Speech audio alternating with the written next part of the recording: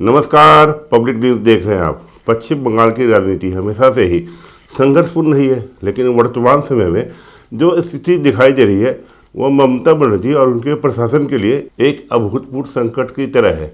2026 के चुनावी माहौल में जहां असम, केरल, तमिलनाडु, पुडुचेरी जैसे राज्यों में भी चुनाव माहौल बना हुआ है, इन राज्यों में कहीं भारतीय जनता पार्टी की सरकार है तो कहीं विपक्षी गठबंधन की सरकारें हैं। लेकिन इन सब के बीच जो सबसे ज़्यादा राजनीतिक हलचल और टकराव देखने को मिल रहा है वह पश्चिम बंगाल में नजर आ रहा है। पश्चिम बंगाल की प्रदेश और बौखलाहट और बेचैनी के कारण सबसे अलग और चर्चा का विषय बना हुआ है।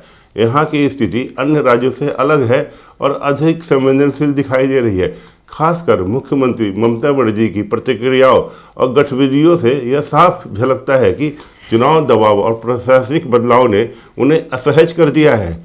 पश्चिम बंगाल में चुनाव आयोग द्वारा किए जा रहे फैसले को लेकर ममता बनर्जी लगातार सवाल उठा रही हैं। आयोग जैसे ही कोई कदम उठाता है, राज्य सरकार की ओर से तीखी प्रतिक्रिया आने लगती है। कभी वे सुप्रीम कोर्ट में जाती है तो कभी हाई कोर्ट पहुंच जाती है। उनकी मुख्य आपत्ति यह है कि चुनाव आयोग राज्य सरकार से बिना सलाह किए बड़े पैमाने पर अधिकारियों के तबादले कर रहा है। दरअसल चुनाव आयोग ने आदर्श आचार संहिता लागू होते ही अपनी शक्तियों का उपयोग करते हुए पश्चिम बंगाल के प्रशासनिक ढांचे में बड़े फेरबदल किए। यह बदलाव केवल सामान्य बदलाव तक सीमित नहीं था, बल्कि ये ममता बनर्जी के प्रिय क्षेत्र और प्रिय अधिकारियों के पर केंद्रित है, जिन्हें उन्होंने खुद कुछ महीने पहले ही नियुक्त किया था।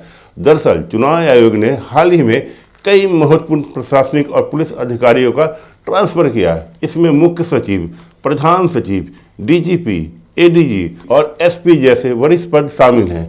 इसके अलावा 10 आईपीएस और 13 आईएएस अधिकारियों को भी तबादला किया गया और इनमें से कई को पश्चिम बंगाल से बाहर भेजकर जैसे तमिलनाडु, केरल और असम जैसे चुनाव में ड्यूटी पर लगाया गया है। यह कदम चुनाव निष्पक्षता बनाए रखने के उद्देश्य से उठाया गया। बताया जा रहा है कि इन तबादलों में से कुछ खास जिलों का बार बार नाम सामने आ रहा है, जैसे मुर्शिदाबाद, मालदा, उत्तर और दक्षिणी 24 परगना और उत्तर दिनाजपुर। ये ऐसे इलाके हैं जहां जनसंख्या का हिस्सा मुस्लिम समुदाय से संबंधित है और कई सीटों पर चुनाव नतीजे को प्रभावित करने की क्षमता रखते हैं।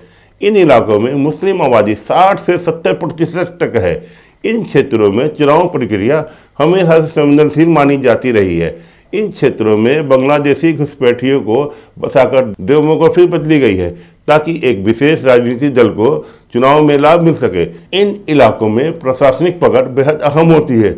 यदि पुलिस और प्रशासन निष्पक्ष चुनाव कराए तो चुनाव परिणाम अलग हो सकते हैं, लेकिन यदि उन पर किसी राजनीतिक दल का प्रभाव हो तो स्थिति पूरी तरह बदल सकती है।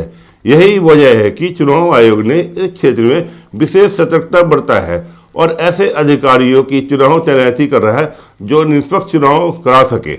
ममता बनर्जी की चिंता का मुख्य कारण यह है कि इन इलाकों में 20 से 25 हजार वोटों के अंतर से जीत हासिल करने के लिए प्रशासन और पुलिस का मौन समर्थन या सक्रिय सहयोग आवश्यक होता है। जब चुनाव आयोग इन अधिकारियों को हटाकर बाहरी निष्पक्ष अधिकारियों को लाता है तो यहाँ मनमानी का आधार खत्म हो जाता है और वहाँ गुंडागर्दी या बूथ कैपिंग नहीं हो सकती। ममता बनर्जी का आरोप है कि चुनाव आयोग राज्य सरकार से बिना सलाह लिए और बिना किसी ठोस कारण के अधिकारियों का ट्रांसफर कर रहा है और राज्य सरकार की भूमिका को नजरअंदाज कर रहा है। उनका कहना है कि यह संघीय ढांचे के खिलाफ है। हालांकि चुनाव आयोग के पास यह संवैधानिक अधिकार है कि जैसे ही आचार संहिता लागू होती है वह प्रशासनिक नियंत्रण अपने हाथ में ले सकता है। इस दौरान राज्य के अधिकारी आयोग के अधीन काम करते हैं और उनकी नियुक्ति तथा तबादले का अधिकार भी चुनाव आयोग के पास होता है। पश्चिम बंगाल का इतिहास चुनाव हिंसा से जुड़ा हुआ है। जब भी यहाँ चुनाव होता है तो बड़ी मारकाट होती है। हर चुनाव में यहाँ हिंसा, बमबाजी और राजनीतिक झड़पों की खबर सामने आती है। ऐसे में आयोग की जिम्मेदारी और भी बढ़ जाती है कि वो चुनाव को शांतिपूर्ण माहौल में कराए। इसी उद्देश्य से केंद्रीय सुरक्षा बलों की तैनाती भी की जाती है और स्थानीय प्रशासन को सख्त निर्देश दिए जाते हैं। आरोप यह है कि बंगाल में पुलिस और प्रशासन अक्सर टीएमसी के कैडर के रूप में काम करते हैं, निष्पक्ष चुनाव के लिए जरूरी है कि अधिकारी किसी भी राजनीतिक दबाव से मुक्त हों। चुनाव आयोग यही सुनिश्चित करने की कोशिश कर रहा है कि केंद्रीय सुरक्षा बलों और स्थानीय प्रशासन के बीच बेहतर तालमेल हो, ताकि किसी भी प्रकार की धांधली न हो सके। चुनाव आयोग का यह भी तर्क है कि यह प्रक्रिया केवल पश्चिम बंगाल तक सीमित नहीं है। तमिलनाडु, केरल, असम जैसे अन्य चुनाव राज्यों में भी अधिकारियों के तबादले किए जा रहे हैं। हाँ, हालांकि पश्चिम बंगाल में इसकी संख्या अधिक है, क्योंकि वहां पे हमेशा जब भी चुनाव होता है तो ममता बनर्जी की सरकार में गुंडागर्दी इतनी बढ़ जाती है, वहां आम लोगों को वोटिंग अधिकार से वंचित किया जाता है और टीएमसी के गुंडे ही बूथ पे जाके कब्जा करते हैं और अपने हिसाब से वोट डलवाते हैं, जिसके कारण वह संवेदनशील माहौल और पिछड़ा रिकॉर्ड है। ममता बनर्जी द्वारा इस मुद्दे को लेकर लगातार पत्र लिखना और अदालतों का रुख करना यह दर्शाता है कि वे इस मामले को राजनीतिक मुद्दा बनाना चाहती हैं। इससे उन्हें जनता के बीच यह संदेश देने का मौका मिलता है कि केंद्र और चुनाव आयोग उनके खिलाफ काम कर रहा है। यह एक राजनीतिक कदम भी हो सकता है, ताकि चुनाव माहौल को अपने पक्ष में मोड़ा जा सके, जनता को बताया जा सके, देखो जी हमें तो तंग किया जा रहा है। इसके साथ ही ममता सरकार पर यह भी आरोप लग रहे हैं कि उन्होंने आचार संहिता लागू होने से पहले बड़े पैमाने पर अधिकारियों के तबादले किए थे। लगभग 100 अधिकारियों को इधर से उधर किया गया था, जिससे प्रशासनिक ढांचे को अपने अनुसार डाला जा सके और माहौल अपने हिसाब से किया जा सके। अब जब चुनाव आयोग उनकी तबादलों को उलट रहा है और तो राज्य सरकार इसका विरोध कर रही है। एक और विवादित कदम तब सामने आया जब ममता बनर्जी की सरकार ने सिविक वॉलंटियर्स के बोनस में वृद्धि कर दी। सबसे पहले उन्हें 6,800 रुपये मिलते थे, जिसे बढ़ाकर 7,400 रुपये कर दिया गया। चुनाव माहौल में इस तरह की घोषणा को विपक्ष ने रेवड़ी संस्कृति का उदाहरण बताया और आरोप लगाया कि यह मतदाताओं को प्रभावित करने की कोशिश है। ममता बनर्जी का कहना है कि यह वित्त विभाग की पुरानी रिपोर्ट है और राज्यपाल की मंजूरी पर आधारित है, लेकिन समय पर टाइमिंग पर सवाल उठाया जा रहा है। चुनाव से ठीक पहले, 1 महीने पहले वेतन या बोनस बढ़ाना सीधे तौर पर मतदाताओं को लुभाने की कोशिश मानी जा रही है। चुनाव आयोग ने इस पर भी नोटिस जारी किया है और सरकार से जवाब मांगा है। आचार संहिता के दौरान इस तरीके से आर्थिक फैसला आमतौर पर प्रतिबंधित होते हैं, क्योंकि यह मतदाताओं को प्रभावित कर सकता है। अब देखना यह होगा कि आयोग इस पर क्या निर्णय लेता है। क्या इसे रोक दिया जाएगा या चुनाव के बाद लागू करने की अनुमति दी जाएगी। इसके अलावा राज्य में एंटी इनकम्बेंसी का भी असर दिखाई दे रहा है। ममता बनर्जी की सरकार जो यहाँ 15 साल से है और इतने लंबे समय के बाद जनता में असंतोष होना स्वाभाविक है। यही कारण है कि उन्होंने 70 से अधिक विधायकों के टिकट काट दिए हैं, जिससे पार्टी के अंदर भी नाराजगी बढ़ी है। कई नेताओं और कार्यकर्ताओं में असंतोष है, जो चुनाव के दौरान बगावत का रूप ले सकता है। कुछ निर्दलीय उम्मीदवार के तौर पर भी चुनाव में उतर सकते हैं, जिससे टीएमसी को वोट बैंक प्रभावित हो सकता है। यही स्थिति ममता बनर्जी के लिए एक और चुनौती बनकर सामने आ रही है।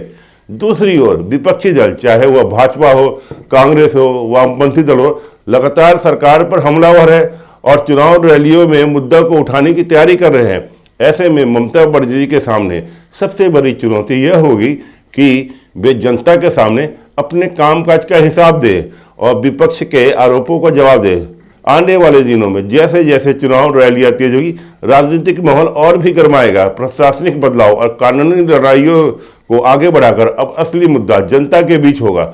वहां पर यह तय होगा कि जनता किसे सत्ता में देखना चाहती है। कुल मिलाकर पश्चिम बंगाल में इस बार का चुनाव केवल राजनीतिक दलों के बीच मुकाबला नहीं है, बल्कि प्रशासनिक नियंत्रण, चुनाव निष्पक्षता और जनता के भरोसे की भी परीक्षा है। चुनाव आयोग अपने अपने अधिकारों का इस्तेमाल करते हुए सख्ती बरत रहा है, जबकि राज्य सरकार इससे अपने अधिकारों में हस्तक्षेप मान रही है। आने वाले दिनों में रैलियों का दौर शुरू होगा, जहां ममता बनर्जी को प्रशासनिक तबादले के बजाय विकास, रोजगार, कानून व्यवस्था पर जवाब देना होगा। चुनाव आयोग का कड़ा रुख यह संकेत दे रहा है कि इस बार का चुनाव मनमानी के साये में या गुंडागर्दी के साये में नहीं होगा, संवैधानिक मर्यादाओं के भीतर लड़ा जाएगा।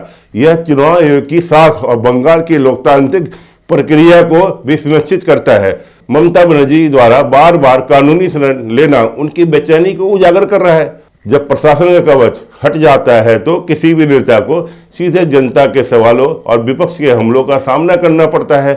इस टकराव के बीच सबसे महत्वपूर्ण भूमिका मतदाताओं की होती है, जो अपने वोट के जरिए यह तय करेंगी कि राज्य को किस दिशा में भेजना है, मतलब कि हमें कौन सी पार्टी को चुनाव में जिताना है। आने वाले समय में यह देखना दिलचस्प होगा कि यह राजनीतिक संघर्ष किस दिशा में जाता है और इसका चुनाव परिणाम पर क्या असर पड़ता है। क्या ममता बनर्जी अपनी माहौल बनाने में राजनीति में इस बाधा को पार कर पाएंगी, या फिर प्रशासन पर पकड़ ढीली होने से उनका पतन का कारण होगा।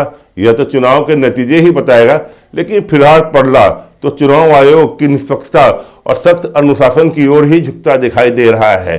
धन्यवाद।